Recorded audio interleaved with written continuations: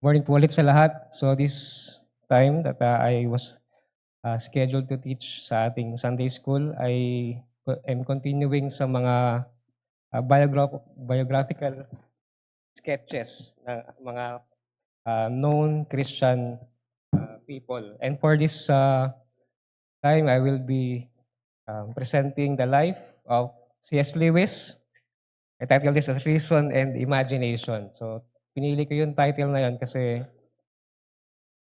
sabi ni Lewis, kailangan daw natin ng dalawang bagay to understand fully ang ating Panginoong Diyos. We need reason to have that represents our whole head, and our imagination represents our heart. If you only have reason, pwedeng you only have a map, para kang may map, but you have no desire to travel. But if you only have imagination, you have a longing but no direction. Di mo alam kung paano ka pupunta doon. So you need both to get inside, to get to a particular place. So, and ang isa rin sa mga naging motivation ko to take up C.S. Lewis is yan, yung mga batang yan. So, I was blessed enough na mapahiram ni Kuya Paul. Wala ata siya dito ngayon.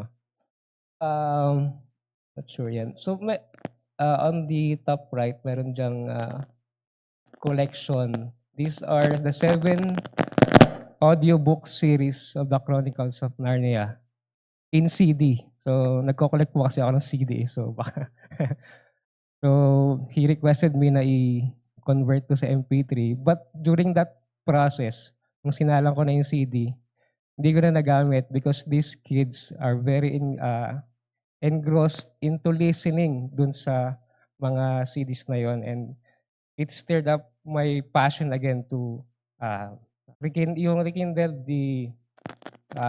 my admiration again kay C.S. Lewis. Ito yung Shiloh na nakangiti pa dyan. So, hindi ko alam kung anong part ng book yan. I think yan yung sa The Lion, the Witch, and the Wardrobe. But it's very encouraging that these little ones, without even prompting them to get to know C.S. Lewis, but once they hear or read yung mga works niya, especially sa Chronicles of Narnia series, automatic ay they yung kanilang imagination are stirred up very easily. So to give a summary ng overview ng buhay ni C.S. Lewis, he is an Oxford Don or professor, literary critic, novelist, and yung transition niya, he identified himself before as a convinced atheist, and then later on as a reluctant convert, which we will see later, but naginap yung term na yon, made him one of the most influential public voices for Christianity in the 20th century. So, just to padaanan natin yung buhay niya ng mabilis lang, then we'll focus on some lessons we can learn from this man of God. So he was born in Belfast, Ireland in 1898. But in his young age of 9, his mother died. This has a great effect on his life. At just 9 years old, died of cancer. And he was privately tutored. Dito niya na-develop yung love niya for literature and mythology and the Greek, and the classics. Dito ko lang nalaman during my study of him that he was a soldier. He fought in 2 world wars. World War I as a soldier. World War II, matanda na siya, but he was a BBC broadcaster. And later makita natin kung paano ginamit niyo ng Panginoon. Served in the British Army. Talagang nandun siya sa trench warfare. He was wounded and was able to witness yung devastation ng war na yun. Even the death of his close friend. And so by that time, by what he is seeing around him, he was a convinced atheist at age 16. And because of his private tutoring, magaling yung kanyang tutor, he studied at Oxford, which up until his death, I think dun siya nagstay. And he was converted to Christianity, so 1929 to 1931, so medyo mahaba yung naging process niya, influenced by his friends, which we know as isa sa mga familiar na friend niya, si J.R.R. Tolkien of The Lord of the Rings. And yung kanyang long tenure is as a professor of medieval and Renaissance literature at Oxford. And then, after some time, lumipat siya sa Cambridge. But he still maintains his house in Oxford. So, love na love niya yung lugar na yun. Married Joy David Mann, 1956. So, kung i-compute nyo, he was already, 58. 58 years old nung siya ay nag-asawa. Akala ng lahat he will be a bachelor for the rest of his life. But he married Joy David Mann. Though their marriage will not last for a long time, Joy David Mann, after a few years ng kanilang wedding, she died of cancer. And in 1963, C.S. Lewis died, and November 22, 1963, and he left a lasting influence on Christian thought, literature, and apologetics. Nung namatay siya, it was not highly, di na naalala masyado siguro ng mundo because at that date, that was the same date that JFK was assassinated. So it was a quiet death for him, and yet his legacy lived on. So if you are not into C.S. Lewis yet and you are interested, so I'd suggest some of his famous works. So una na nga dyan is yung Chronicles of Narnia. This is a fantasy novel of the world of Narnia, of mythical figures and the lion, Aslan. And this, sabi ni C.S. Lewis, hindi rin lang to pang bata, but for adults. So this is a great eye-opener din for me. Before, hindi ako interested, but salamat sa mga anak ko. Sila pa yung bukas sa akin ng interest on this one. So, and then, so meron siyang fantasy novel. If you, famous works din niya on apologetics is the Mere Christianity. Ito ay collection ng mga series of radio talks niya noong World War II para makapakinig yung mga soldiers during that time who are facing the German soldiers. So in the midst of war, they find great thoughts from C.S. Lewis on about God and the rationality of Christianity. Screwtape Letters, yan, one of my favorite. Naalala ko nung bago ako sa GBC, may discussion pa kami ni Tita Jean tungkol dito. So, yun, kung kailangan nyo rin ng mentor, pag-analyze ng mga literature, pwede si Tita Jean. So, ang tawag namin sa kanya si Auntie, ang tawag, instead na Uncle Screwtape. So it talks about the letters of a demon against humans and how they tempt a person. So maganda to, very interesting. Problem of Pain, isa sa mga first works niya and discussing yung problem of pain. And another mga works naman niya, if you want to learn about his life, Surprised by Joy, talks about his autobiography, paano siya na-convert into Christianity from a atheist to being a Christian. Another favorite yung kuyang Weight of Glory. Marami siguro sa mga mababdaan natin mamaya is from the passages. This is a sermon delivered by C.S. Lewis. I forgot yung church. But along with his other works, so kinumpile nila and titled this book as Weight of Glory. So may mga familiar na quotes from Lewis that you will see na dyan pala galing. A grief observed later on in his life when he lost his wife to cancer. This was his response, recording his experience on kanyang pagluluksa sa pagkawala ng kanyang asawa. So, Yan. So, if you're interested, yan yung mga materials na pwede nyo i-cover sa kanila. But, ang question is, why would still read Lewis today? He's been gone for decades. There's something about Lewis that helps us in strengthening our faith, though we do not share all of our beliefs with him. First, he helps Christianity make sense of real life. He shows us how faith helps us to understand yung nakikita sa paligid, like suffering, lahat tayo nakaka-experience niyan. Our relationships, how we go about it, the world around us, and there's problem, and life can feel confusing and unfair, but C.S. Lewis helps us see it differently. Second, he shows us that believing in God isn't switching off your brain. So even siya, from a atheist before, he used his reason and come up with the belief in God. Third, he helps us recognize when we are chasing the wrong things. Mamaya, delve deeper natin to. And he reminds us that our lives are part of a much bigger story. So these are the reasons why we should listen to C.S. Lewis. And this is what Paul is also saying. So in Romans 12:2, sabi niya, "Do not be conformed to this world, but be transformed by the renewal of your mind, that by testing you may discern what is the will of God, what is good and acceptable and perfect." I want you to notice something that is crucial here. Paul doesn't speak of this as a one-time event. He doesn't say na renew your mind once and then okay na tayo as a believer. He describes our mind as there's an ongoing battle. And at this very moment, our mind is either in a state of being conformed to the to the patterns of this world, or being transformed by God.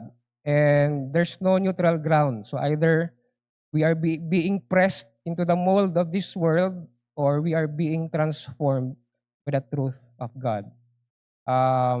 Parang ito yung, either your mind is like yung mga Play-Doh, kung may mga anak kayo, they play with this clay that they form into their molds of various shapes. And kung ano yung shape ng mold na yun yung mangyayari sa clay. That's like what the world is doing to us, even as believers. But God, here Paul is commanding us that we should let our minds be transformed. Yung Greek word na ginamit dyan comes yung pinanggalingan ng word na metamorphosis. Parang sa, from a caterpillar to becoming a butterfly. There's a change, inward change na nangyayari, and it is massive. Yan. So, let's keep this verse in mind, as this is one of the mga guiding philosophies sa buhay ni C.S. Lewis, of how he uses his mind in order to make sense of reality. So, from convinced atheist, so as I've mentioned, si C.S. Lewis, his life was marked with what we call as heavy blows. At age 9, he lost his mother to cancer. He prayed about it. Siguro sa mga disappointments niya, why he became an atheist was he felt that God was silent during those time that his mother was very sick. He's asking God, and he was very close to her mother, but it seems that to him, God did not listen. So that's one. Second is the horrors of the World War I. So he was drafted at a young age, and yun nga, as I've mentioned, he was in the trench in artillery, and he described it as he saw horribly smashed men, and he lived among corpses, and himself was eventually wounded in combat. So after he got wounded, so inalis siya doon. And by the age 16, he was a convinced atheist because of these things in his life. He was furious with God. I think this was from Surprised by Joy. He famously said that he was angry with God for not existing. To him, the universe was a cold, dark, mindless place. He looked at the world's suffering and concluded, if God were good, He would wish to make His creatures perfectly happy. So kung may Diyos nga naman, edi sana and good yung God na yon, 'di ba? It should follow that yung creatures niya should be happy. And if God were almighty, he would be able to do what he wished. But when he look at reality, the creatures are not happy. We understand that. And ang naging conclusion niya as an atheist is therefore God lacks either goodness or power or both. He's just saying na there's no God because of what we are seeing. So he viewed religions as just a sheer illusion that we invented, that people need just to feel better about the dark times pag may mga problems tayo. But then something happened during this time that he was an atheist. So he picked a book called Fantastis. So I'm not familiar with this very old book by George MacDonald. It wasn't a book of theology. By the title, it's about these fantasy stories, and it was just a story. But as he read it, he felt a quality of beauty and otherness that he couldn't explain. So there's a longing na stir up sa heart niya of this world that he is reading from this work by George MacDonald. And for the first time, described here, his cold materialism, it felt hollow. He believed in atheism, but there's this longing in his heart. But because of his belief, it felt hollow. So he described it as the first serious step. So even while he was resisting, God was planting seeds through the imagination. So it's a reminder that God often pursues us not just through our logic, but through the beauty of the stories that we read. So Lewis was being hunted by a God he didn't even believe in. And ito yung isa sa mga quote niya regarding with his, yung may time na he is in conflict, he is torn of what he is desiring and what he believes. So may divorce kumbaga yung kanyang reason and imagination. So nearly all that I loved, I believe to be imaginary, referring to sa mga classic stories. And nearly all that I believe to be real, I thought grim and meaningless. If you are an atheist or a materialist, um, this is your conclusion. Everything is meaningless. It's just random, everything. So to him, although that is his belief, but the reality is holding to that belief means that it's grim and meaningless. So his head told him the world was a cold machine, but his heart was still in love with the music of a world that did not exist. So he was living in a universe where the things that gave him life were lies and the things that were true felt like death. So although later on God will show him that all these things that he believed to be are true. And then two reluctant converts. So dumating siya sa point that he cannot explain anymore what he is experiencing. So cracks are forming. First crack was his logic. By reason, sabi niya, if my brain is just a collection of random atoms, paraphrasing, that happened by accident, why should I trust my own thoughts? If the universe is truly meaningless, we shouldn't even be able to know that it is meaningless. So he famously said, if there were no light in the universe, we would never know it was dark. Dark would have no meaning. Parang illustration niya dito is yung fish. Hindi niya alam na basa siya. Diba? Pero tayo, alam natin yung feeling ng basa. We know wet and dry. But a fish, because it lives in the water, does not understand what it means to be wet. Because yun yung state niya. So dark would have no meaning. The very fact that he was searching for meaning proved that meaning existed.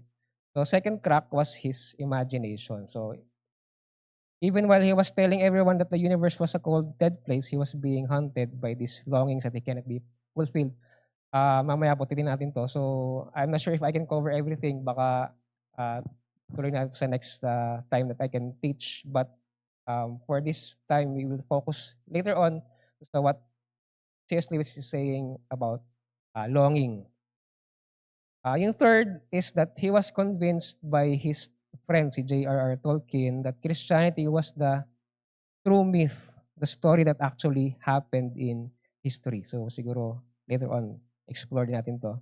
And the final crack was surprisingly from suffering. So he was angry at the injustice of war, and he came to realize that he had a standard for justice in his head, or for moral law, that he realized that was written in his heart. So this burning desire of right and wrong then led him to conclusion that God is real. And finally, by 1930, um, he gave in to God, as yung famous quote niya, the most um, reluctant convert. This was how he wrote about his conversion. So you must picture me alone in that room in Magdalene. Night after night, feeling whenever my mind lifted even for a second from my work. The steady, unrelenting approach of him whom I so earnestly desired not to meet. So, nandun yung conclusion niya that he cannot resist the reality anymore that God is real. And that which greatly feared had come upon me. So in the Trinity term of 1929, I gave in and admitted that God was God, and knelt and prayed. Perhaps that night, the most dejected and reluctant convert in all England. So kaya niya nasabi that he was the most dejected and reluctant convert. His reason is telling him there is a God, and he has to follow that. He has to submit to the reality of that, and so he must surrender and worship this God. Who can duly adore that love which all opened the high gates to a prodigal son? To a prodigal who is brought in, kicking, struggling, resentful, darting his eyes in every directions for a chance to escape. And then after his conversion, this was a radical change sa buhay ni C.S. Lewis.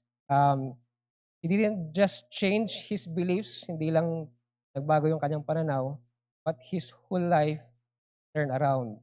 He was before an Oxford snob, so because a professor that time siguro because of their status, so medyo suplado sila.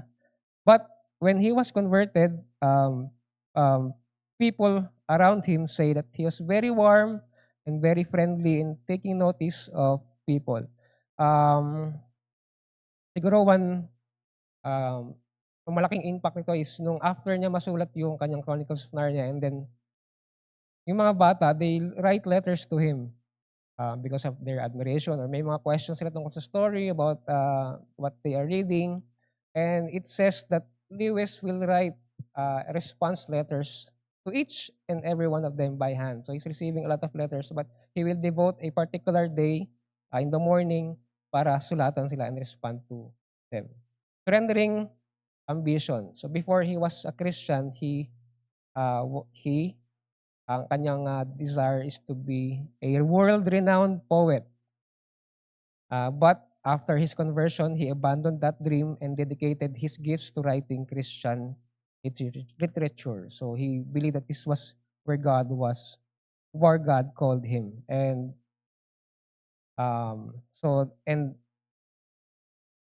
totoo nga, these works help us, those who are wrestling with faith, reason, and meaning.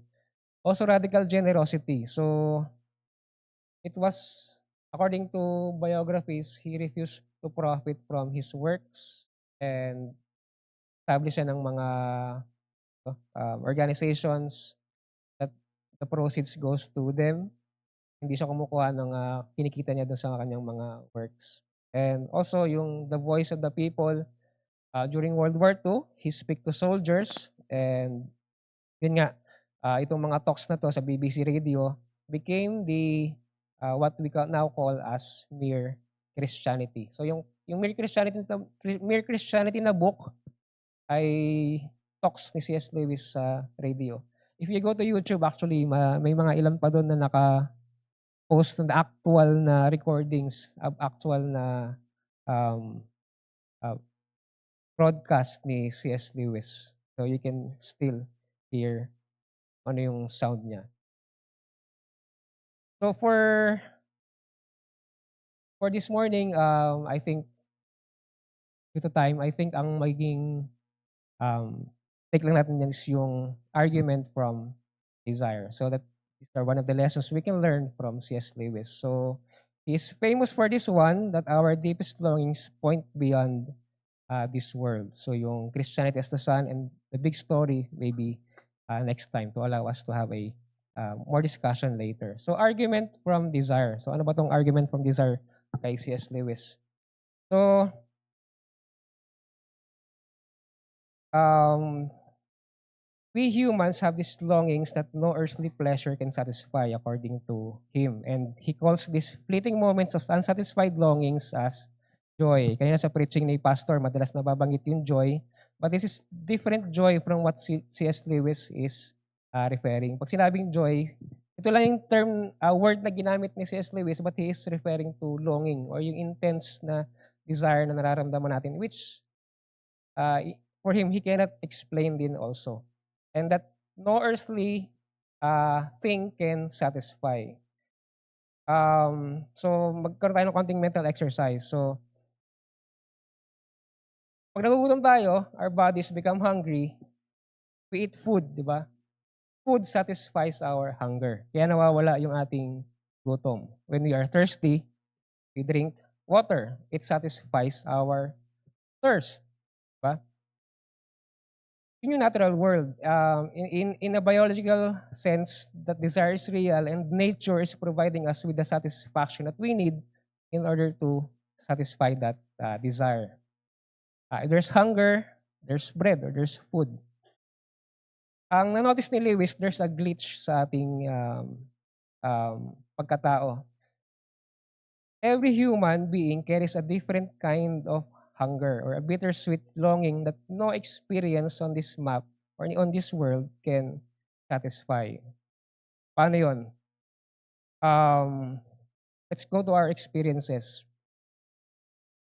You go out at night, you look up to the stars, and you feel something there's something na hindi mo ma-express. It's not in the stars, di ba? But there's something there. There's a longing in there. There's an intense feeling. You look out, for example, sa landscape, gandang tanawin, and you have this sense of beauty and appreciation to the wonders of the world. You listen to a song, there's certain songs that stirs up your emotions that you cannot describe. Sometimes it will make you cry. It touches something deep inside you.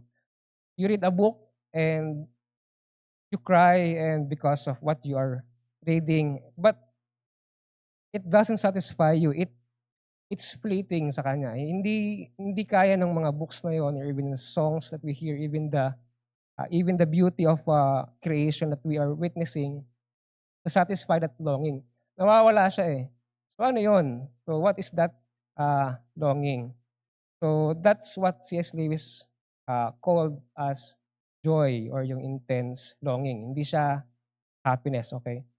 So, and if we try to fill it with earthly satisfaction, hindi niya kayang gawin. For example, you long for the beauty of nature. Kahit ilang bakasyon pa ang gawin mo, or you stay at a place at the first sight, gandang-ganda ka sa kanya, it will fade, di ba? Parang nawawala. Even if you go to a sunset and you watch that, kung nasa Boracay kayo, ang ganda ng sunset.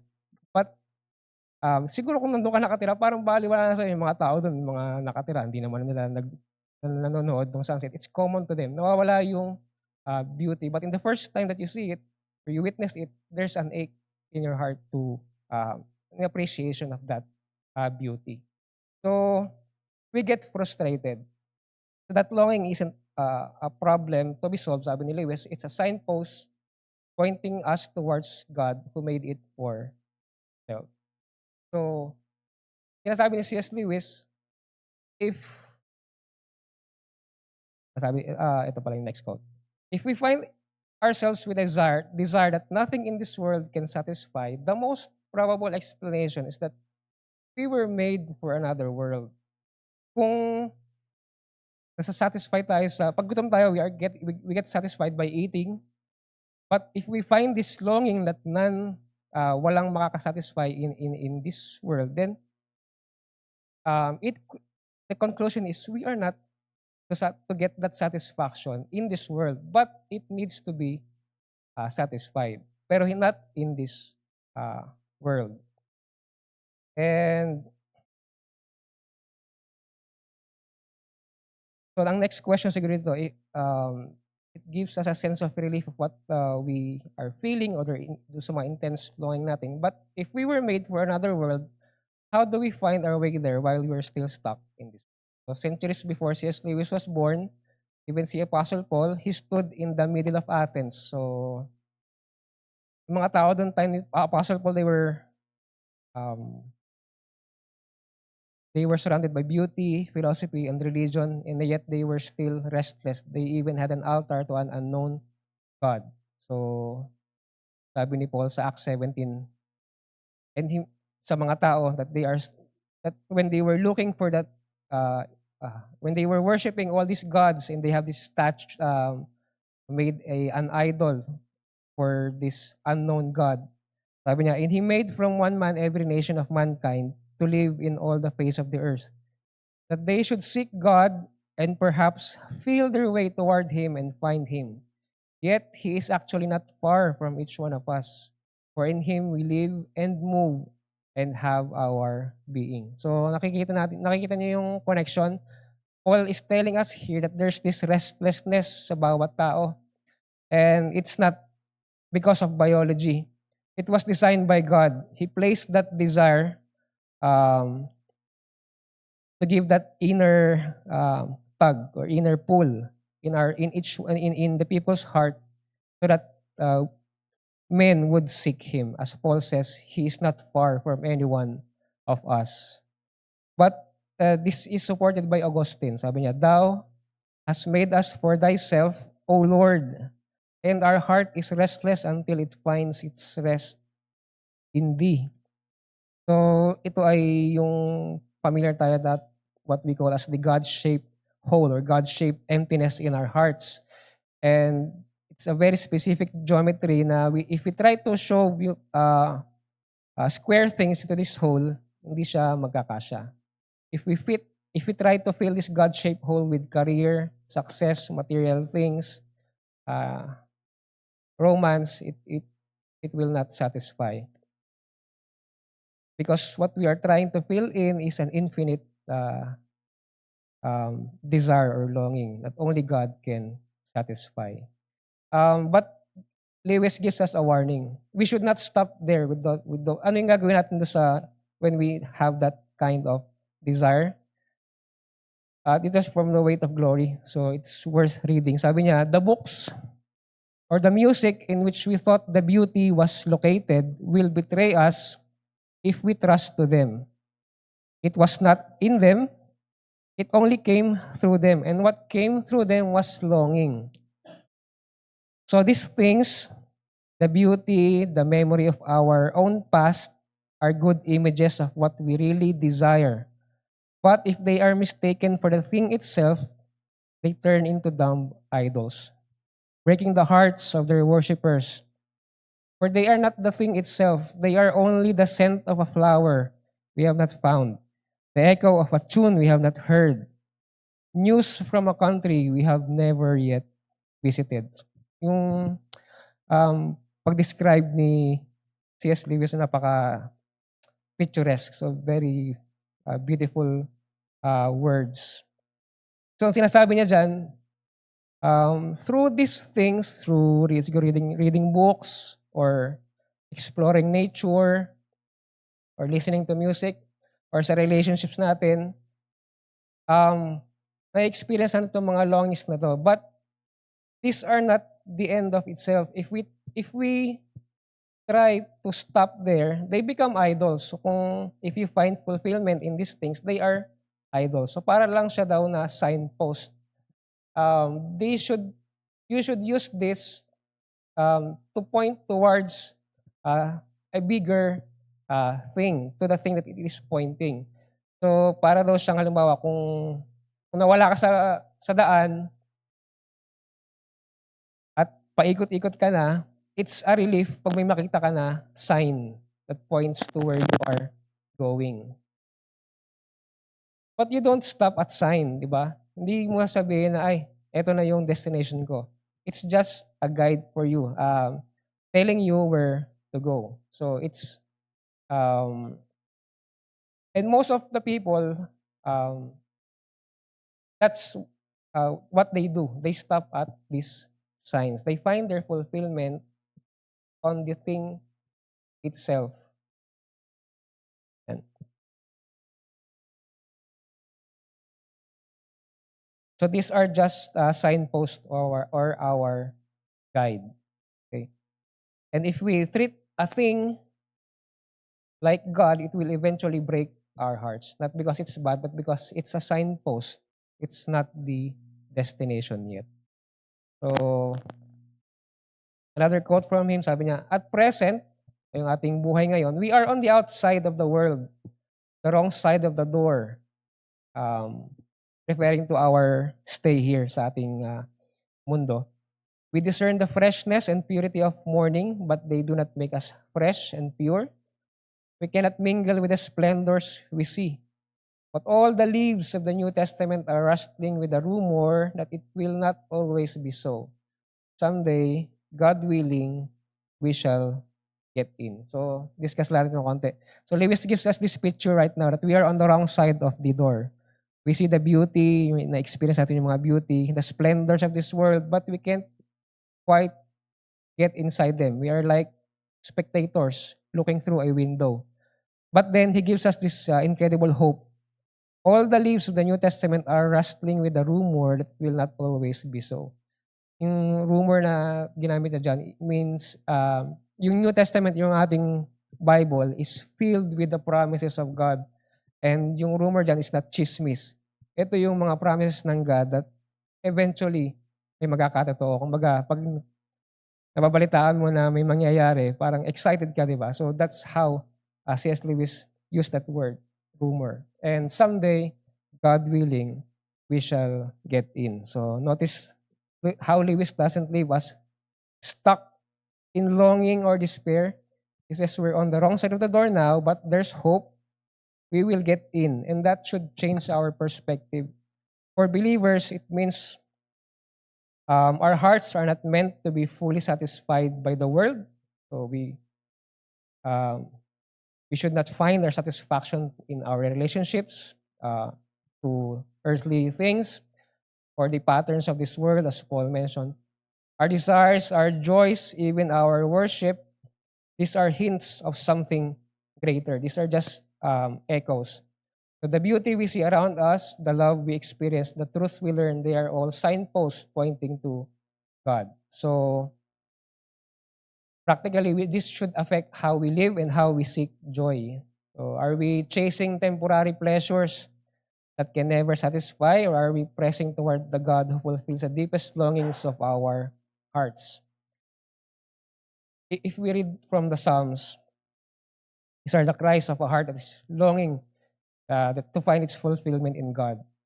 O God, you are my God. Earnestly I seek you. My soul thirsts for you. My flesh faints for you, as in a dry and weary land where there is no water. Yung image na yan of finding its fulfillment in God. And as a deer pants for flowing streams, so pants my soul for you, O God. My soul thirsts for God, for the living God. When shall I come and appear before God? So the question madalas sa atin is not whether we believe in God, we say we do, but whether we are actually seeking our satisfaction in Him. So we long to be loved, we long to be accepted. Don't get our validation sa other people, social media. Don't feel our longing with material things. Go further up and further in. Is mga famous lines sa mga works niya. Only God can satisfy. And then lastly, siguro, to address those who are here today, who wala pa sa Panginoong Hesukristo. C.S. Lewis was once an atheist because he sees the world and he sees that suffering, emptiness, dark, and yet at the same time, he cannot deny na meron siya ditong mga longings that he feel and finding satisfaction. And he found that only in God. So these longings that you feel, these are, as Lewis described, these are God's arrows shooting at your heart in order to direct your thoughts to Himself. So, and we can only find satisfaction of these desires to the Lord, our Lord and Savior, Jesus Christ, who has this picture of Himself that really complements what Lewis is saying. So the Lord said, He is the bread of life. Whoever comes to Him shall not hunger. And whoever drinks of the water that I shall give him will never be thirsty again. The Lord says, I am the door. If anyone enters by me, he will be saved. So these are not just poetic images. These are the promises of Christ that has accomplished for us on the cross. And the Bible calls us to repentance and faith, to turn our hearts and our minds to our Lord Jesus Christ, to turn away from these idols of self-reliance, of sin that will not satisfy, and then turn toward Jesus Christ who can only fulfill that. And He accomplished that through His redemptive work on the cross. So this is a choice, this is real, and this is urgent. This is a challenge for us. So, yun na po muna for now. So, if there's any question or thoughts or stories that you like to share about C.S. Lewis, Tate.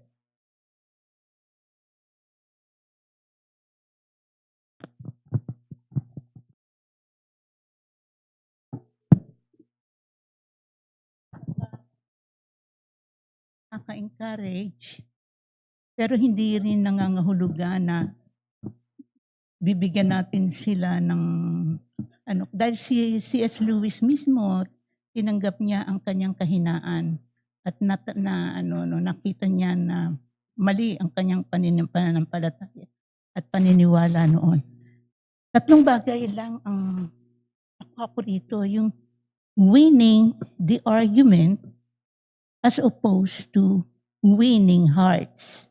Ang ganda talaga noon na siguro sa atin bilang mga Kristiyano, mas gusto nating mag-win tayo sa argument kaysa mag-win tayo sa heart ng mga tao para sumunod kay Jesus.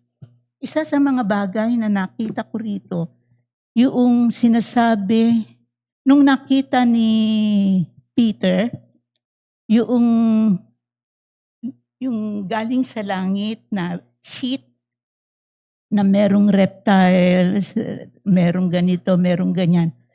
Tinawag ni Peter na uncommon yon. Sabing ganun ng Panginoon sa kanya, huwag mong tawaging uncommon yung diniclare ng Panginoon na common. At ito pala ay may kinalaman sa mga taong ginagamit ng Panginoon na hindi maganda ang naging karanasan at hindi maganda ang kanilang pananampalataya sa Panginoon. Kaparis ni Paul. Si Paul talaga pinahirapan ng mga Kristiyano. Pangalawa, ito si C.S. Lewis, talagang hindi siya naniniwala, pero in the end talagang he surrendered himself to God. Yun ang mga bagay na talagang tinawag ng Panginoon, yung mga tao na mga criminals, upang magsilbi sa Kanya, upang magamit niya sa Kanyang kaluwalhatian. Napakaganda. Kaya kung anuman ang ating dinanas na hindi maganda, ay talagang magagamit tayo ng Panginoon kapag isusurrender natin ang ating buhay sa Kanya. Salamat. Thank you po, Tate. So, Yun isa sa mga point ni C.S. Lewis on instead of using arguments, sometimes it's better if you tell stories in order to support the truth of what you are saying. So, minsan nga, if we use reasons, kumbaga reason kasi parang ano daw yan eh, Lewis described it as a watchful dragon. Mahirap siyang lampasan, mahirap siyang um, i-override. But if we use stories or illustrations, we can parang maaari natin siyang mapaikutan. So ganyan yung how he pictured it. So when we try to minister siguro to other people, instead of using arguments for the existence of God, why not share your stories how you were convinced of Christianity? Bakit ito may sense? It becomes, it is true, but it becomes real at the same time. So it has a greater impact sa nakikinig because he is listening to a story. Thank you po, Tita Te.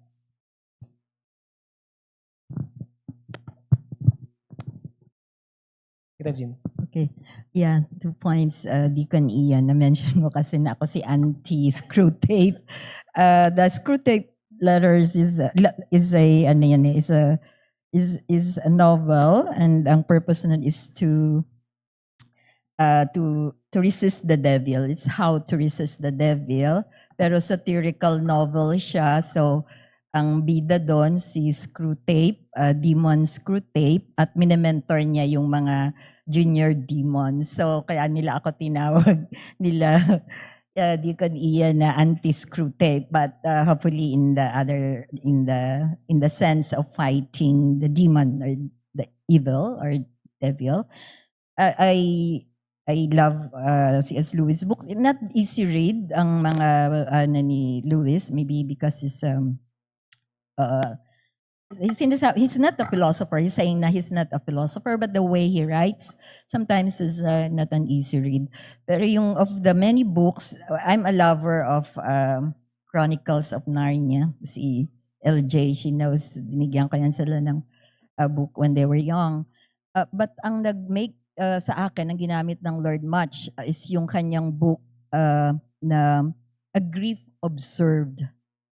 As many of you know, 10 years ago when mommy passed away, nagkaroon ako ng very mild depression.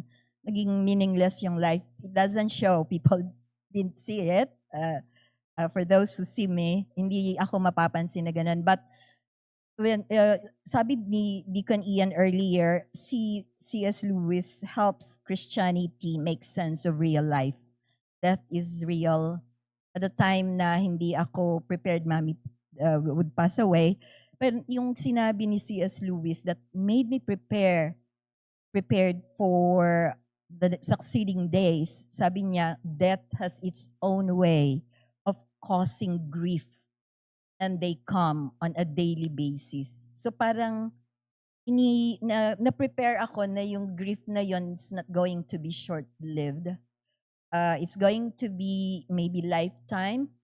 Pero na-make sense na kasi maaalala mo, nakakakita ako ng mother and daughter walking on the street na umiiyak ako habang nagda-drive kasi naaalala ko si mommy.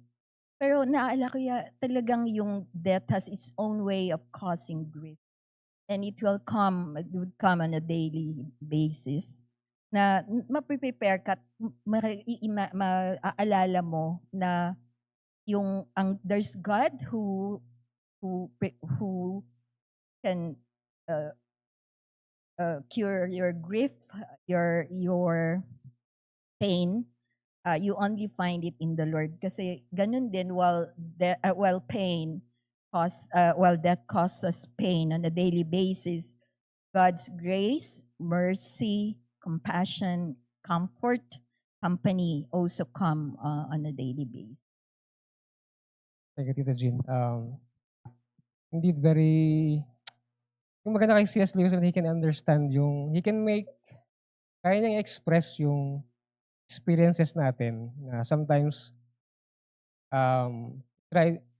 it's hard to put into words. So, and kaya sabi ni Jean, medyo mahirap. Kaya konting tiyaga, but yun yung nilaga, you will really profit. From the grief observed, sabi ni C.S. Lewis, yung opening lines niya dun is, "No one ever told me that grief felt so like fear. I am not afraid, but the sensation is like being afraid. The same fluttering in the stomach, the same restlessness, the yawning. I keep on swallowing." And then sabi niya, other experiences. But meanwhile, where is God? This is one of the most disquieting symptoms. When you are happy, so happy that you have no sense of needing Him, so happy that you are tempted to feel His claims upon you as an interruption. If you remember yourself and turn to Him with gratitude and praise, you will be, or so it feels, welcomed with open arms.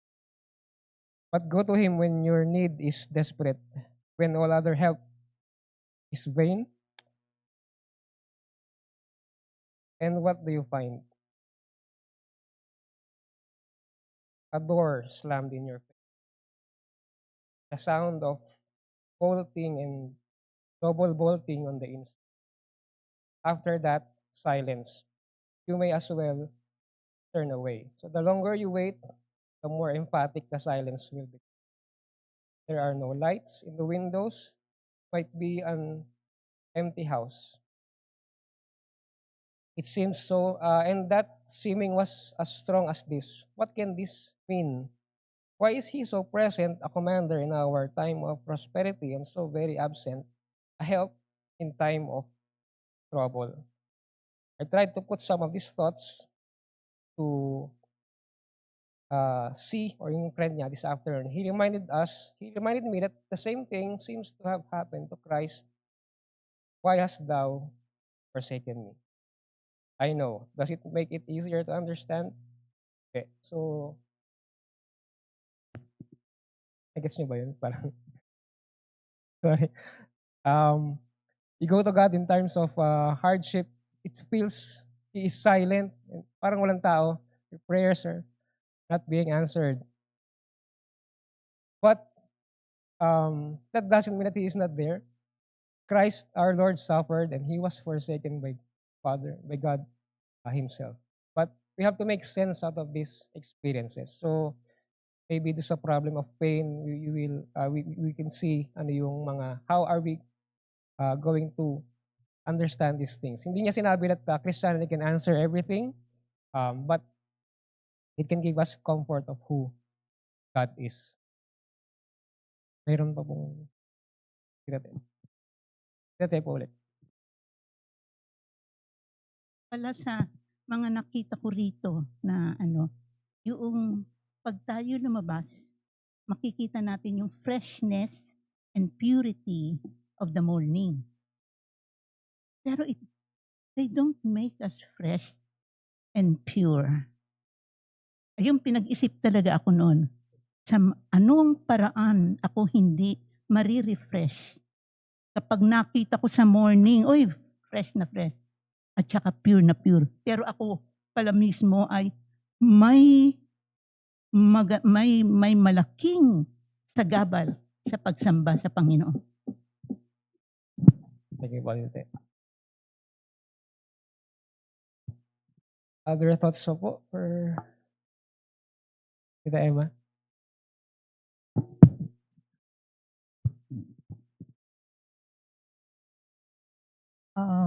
Thank you sa sharing, Deacon. No? I was just reminded of my grandson. Kasi ito, reluctant convert. No?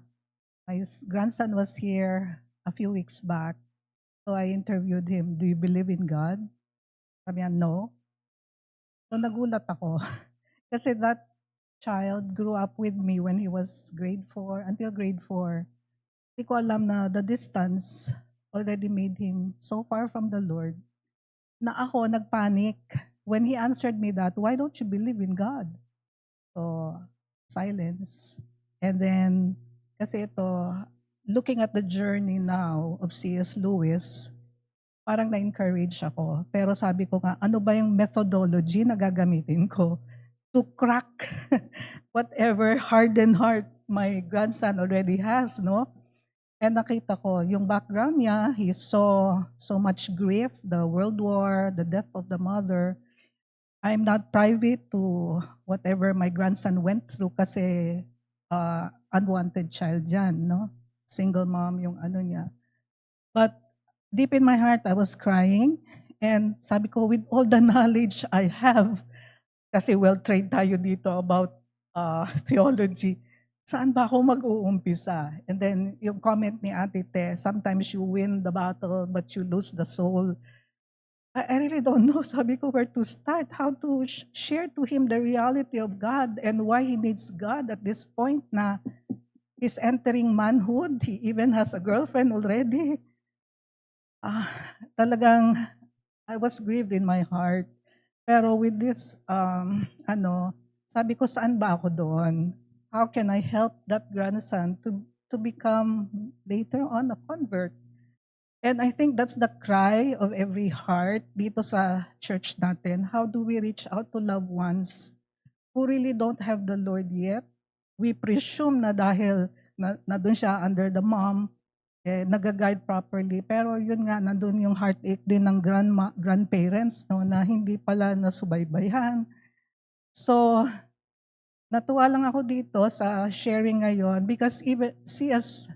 John Piper kasi I hold in high esteem and always talks about joy, and I think C.S. Lewis is one of his idols, no? Pero it's refreshing for me to hear this again kasi sabi ko, it gives me hope. Lord, paano ba kahit through the internet na ma-reach out ko pa rin itong grandson ko na to. But I'm reaching out to the mother muna.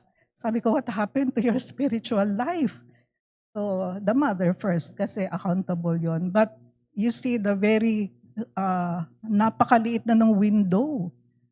Sabi ko kasi he's already an adult, he's 19. Sabi ko, but I believe that with much prayer, kaya pa rin i-reach ng Lord. In the same way na itong si C.S. Lewis na to, na you wouldn't think he would be converted. And I think maganda nga yung film niya, no? The movie, The Reluctant Convert. I haven't seen it yet, pero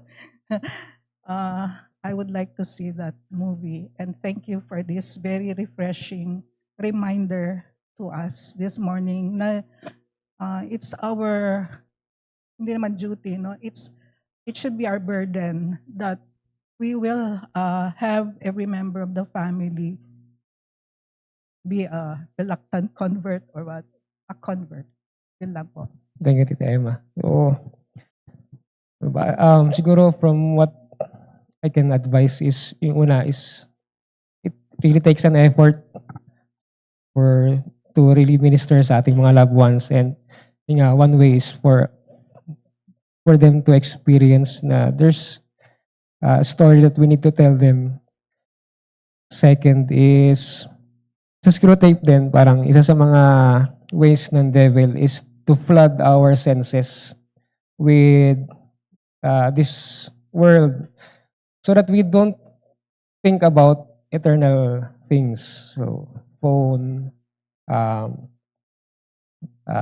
scrolling endlessly, everything. So, and yun yung isa sa mga ways na ginagamit niya. Before, madali lang siguro, movies. Pero in times of, I think sa mga nangyari ng time nung screwtape na nilagay niya is nangyari yung war. So that na challenge yung thought nung kanyang subject. So yun. So maybe we can, so one is relationship, and then as much as possible, we intervene dun sa mga flooding of senses na ginagawa ng enemy sa mga gusto nating i-minister. To take them away from, sa Narnia, parang ang description ni C.S. Lewis that the world is under a spell, parang that needs to be broken. So like men, we are under sin, and hindi natin maintindihan, and we are being sucked into these pleasures of sin. So para hindi tayo mag-isip. But once that is broken, doon natin makikita yung glory, yung ganda ng gospel. Meron pa po?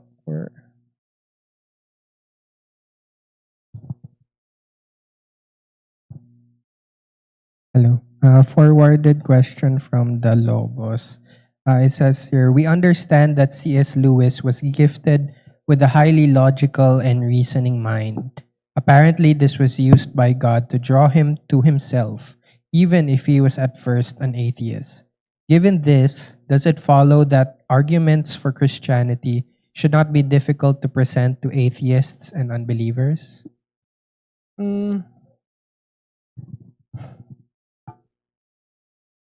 Yeah, as I mentioned kanina, iba yung approach ni Lewis when he is dealing with materialism or mga atheist. Hindi siya yung katulad ng mga apologetics that we read. Kung meron silang tinatawag ng mga classical set of reasoning like ito yung mga evidences for the existence of God, yung universe, parang ang hirap niyang kung walang designer, parang imposible, ganon. And then yung mga, ano ba yun? Different evidences that points to God. So ito yung mga tinatawag na logical reasoning. But if you will read Mere Christianity, hindi ganon yung approach ni C.S. Lewis. He is engaging the imagination.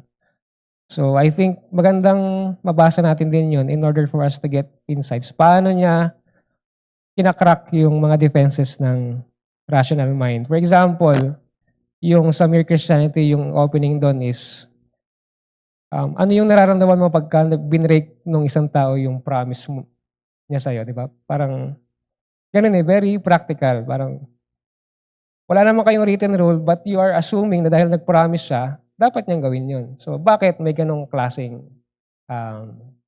standards tayo na impose on other people? So, he forces us to think of those simple things that we experience in our daily lives and make sense out of these things in order to push us higher into thinking of ma-conclude natin that there's a moral law na binigay sa atin ng God and that serves as the judgment for right and wrong. And hindi siya subjective. It's an objective reality or truth God placed in our hearts. Ayun. Meron pa po? Christian. Hello po. Actually, ako ay visitor lang dito at bago lang po. Kapatid ko po si Kat. And for the past few months and years, nung iniimbitahan na ako dito ng aking kapatid, meron akong I was looking for answers, no? So yung talagang goal ko kung ba't pumayag ako sa sa invitation ng kapatid ko. And I have so many questions. Actually, ang pangalan ko ay Christian, pero for majority of my life, katulad ni C.S. Lewis. Kaya sobrang ganda nung shinare mo ngayon kasi nag-resonate siya sa akin. For all my life, I've been an atheist, agnostic. Kasi nung pinanganak kasi ako, premature ako. So nagkaroon yun ng parang effect sa eyesight ko. So pinanganak ako, may congenital cataract. So naiisip ko noon, bakit pinanganak akong ganito? Why would others have perfect eyesight? Bakit ako hindi? Ganyan. Tapos, ang daming questions. And nung nag-aaral ako, nung simula elementary, naging favorite subject ko yung science. So, dun ako parang unang nakakita ng guidance or parang to make sense out of the universe. So, parang sabi ko, okay. So, if science, kaya naman ipaliwanag ng science, why would I turn to God? Ganyan. So, along the way, parang naisip ko na, nagkaroon kasi diba na parang debate na parang ang pinipit nila yung science with with religion and parang antithesis sila ng isa't isa, di ba?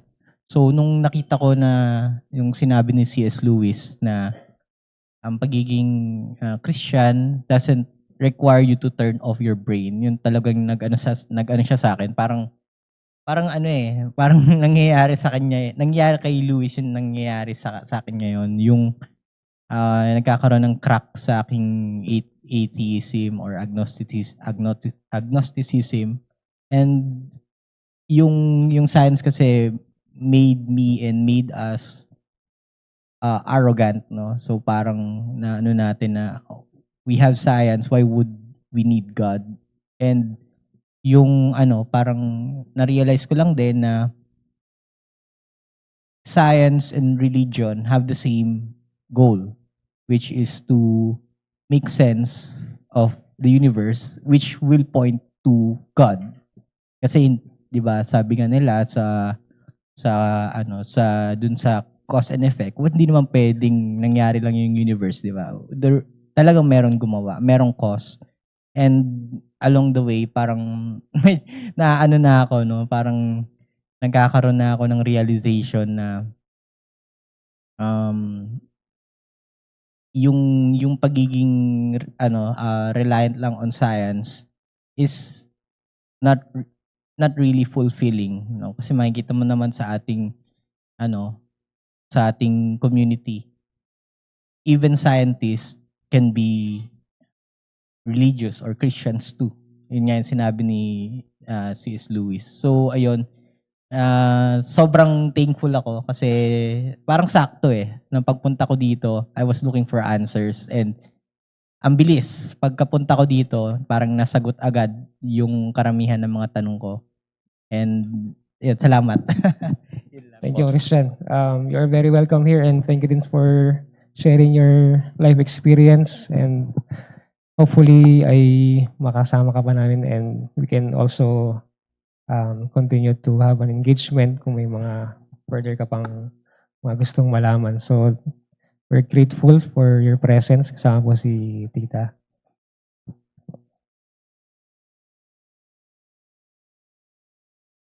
Meron pa po? Last siguro? Na-encourage lang din po magano dahil guest din po ako. And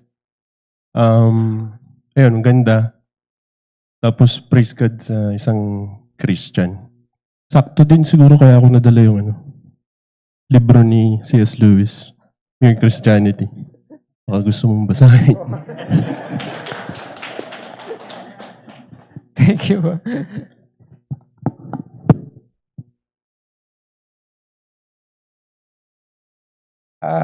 Last question po or Tirate, last po.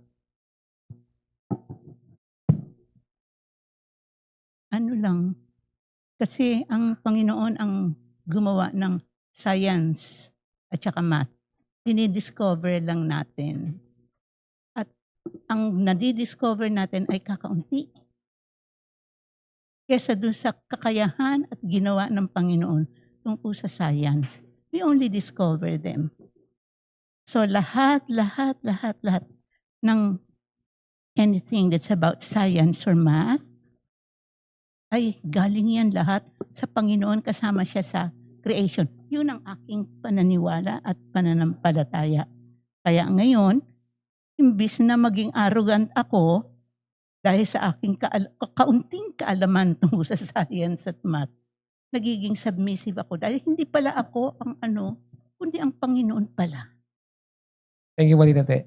Siguro next time that I will teach, yun din po yung tingnan natin how C.S. Lewis frames it that if we use science as a lens to view reality, fuzzy, hindi natin maintindihan lahat. But if we use Christianity as a lens, it can explain, not everything, but it explains most of the reality that we see.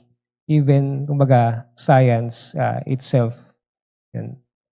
So, kung wala na, thank you po sa inyong pakikinig. It's very encouraging for this time. Let's bring this sa ating Panginoon.